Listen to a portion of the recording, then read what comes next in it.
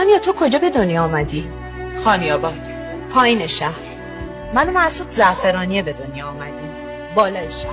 ببین بر فرض محالم که خانواده من بخوام بیان خواستگاری تو، ماشینشون از کوچه‌های تنگ و توری که دم خونه شما رد میشه، پدر فوق تخصص جراح من که 6 ماه تو بیمارستانای تهران، 6 ماه برلین، راضی میشه پاشه بیاد خواستگاری تو؟ اصلا بابای تو کجاست؟ تو تا حالا تو عمرت قبل از مسعود یه همچین رستورانی اومده بودی؟ چند تا از غذای این منو رو خوردی؟ این سالاتی که رو میز اسمش چیه؟ بخور، خوشمزه است.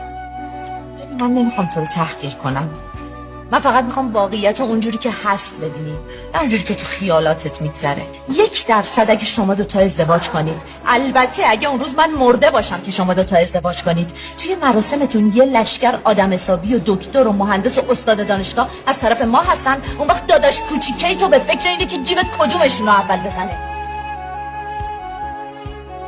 خفه شو. خدا نگهدار. خوش اومدید. سلام، خیلی خوش اومدید. خیلی ممنون. خانم خسروشاهی تشریف ندارن؟ چرا تشریف دارن؟ خانم خسروشاهی قابل اسمم نداره. واقعا کارای عالی برداشتیم. من خودم از این استفاده میکنم.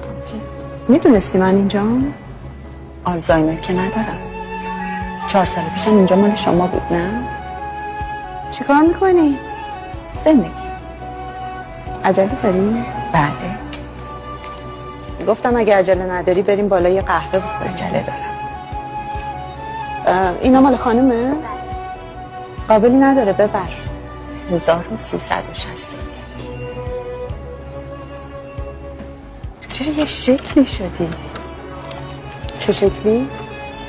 نمیدونم. بلش. مرسی.